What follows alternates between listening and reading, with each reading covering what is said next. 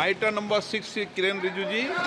आदरणीय अध्यक्ष महोदय जी, मैं आपकी अनुमति से निम्न प्रस्ताव पेश करना चाहता हूं कि इस सभा के सदस्य लोकसभा के प्रक्रिया तथा कार्य संचालन नियम के नियम 311 के उपनियम 1 द्वारा अपेक्षित रीति से 30 अप्रैल 2025 को समाप्त होने वाली अवधि के लिए प्राक्कलन समिति के सदस्य के रूप में कार्य करने के लिए अपने में से 30 सदस्य निर्वाचित करें। एक मिनट, आप वरिष्ठ हैं, पेपर टेबल हो रहा है, सारी कमेटियां बननी है। बच्चों को नहीं पता जी, कमेटी बननी है। प्रश्न है कि माननीय मंत्री जी द्वारा प्रस्तुत प्रस्ताव को स्वीकृत किया जाए।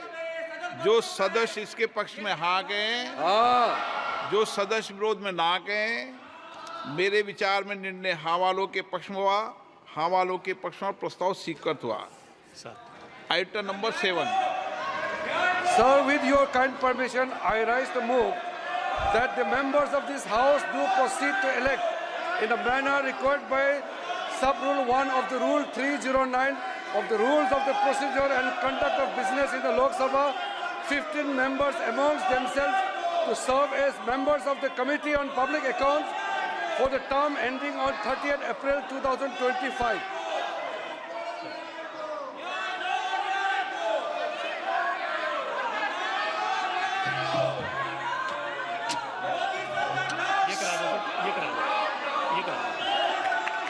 प्रश्न है कि माननीय मंत्री द्वारा प्रस्तुत प्रस्ताव को स्वीकृत किया जाए।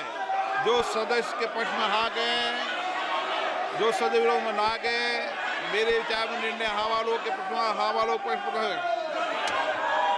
माननीय सदस्यगण, मैं पुनः आपसे आग्रह करता हूं, हर विषय पर, हर मुद्दे पर आप राष्ट्रपति अभिभाषण पर चर्चा कर सकते हैं, संवाद कर सकते हैं और सरकार आपके हर विषय का जवाब देगी।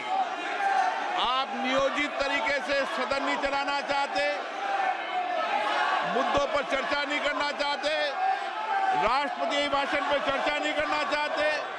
मैं पुनः आपसे आग्रह करता हूं, सदन चलाने की जिम्मेदारी हम सबकी है।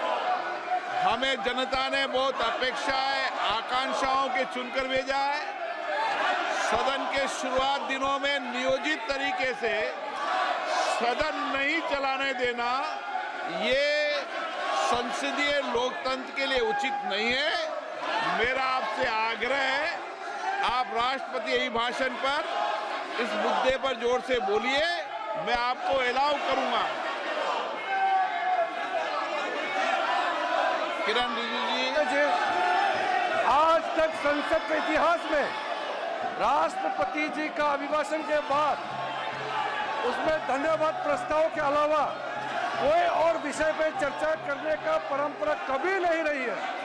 ये पहली बार कांग्रेस पार्टी और उनके कुछ दलों ने इस संसद के गरिमा को ताक में रखते हुए आदरणीय राष्ट्रपति का अभिभाषण पे चर्चा करने का जो प्रस्ताव रखना है उसको विरोध करके वेल में आया है। मैं उसको कंडेम करना चाहता हूं। अध्यक्ष महोदय जी, आपने अपने चेयर से भी कहा है कि कोई भी मुद्दा विपक्ष के लोग उठाना चाहे उसको पर्याप्त समय दिया जाएगा और राष्ट्रपति का अभिभाषण के चर्चा के प्रस्ताव के दौरान पूरा अपने बात रख सकते हैं। और हम सर, आपके माध्यम से मैं विपक्ष के लोगों को आश्वासन देता हूं कि चर्चा के दौरान कोई भी मुद्दा आएगा, हम जवाब के लिए तैयार हैं। पूर्ण रूप से हम जवाब भी देंगे। इसमें सदन को चलना दिया जाए और चर्चा होना चाहिए। माननीय सदस्यगण, मैं पुनः आपसे आग्रह कर रहा हूं कि आपको सदन में नारेबाजी करने के लिए नहीं भेजा है। मैंने पूर्व में भी कहा था, सदन का विरोध और सड़क के विरोध में अंतर होना चाहिए। आप सदन में अपनी बात को कहिए, राष्ट्रपति अभिभाषण में पूरे मुद्दे पर कहिए। आप राष्ट्रपति अभिभाषण पर चर्चा नहीं करना चाहते, आप मुद्दों पर बात नहीं करना चाहते, नीट के मुद्दों पर राष्ट्रपति अभिभाषण पर चर्चा नहीं करना चाहते, देशी और मुद्दों पर चर्चा नहीं करना चाहते, सभा की कार्रवाई सोमवार दिनांक 1 जुलाई 2024 को प्राप्त 11 बजे तक के लिए स्थगित की जा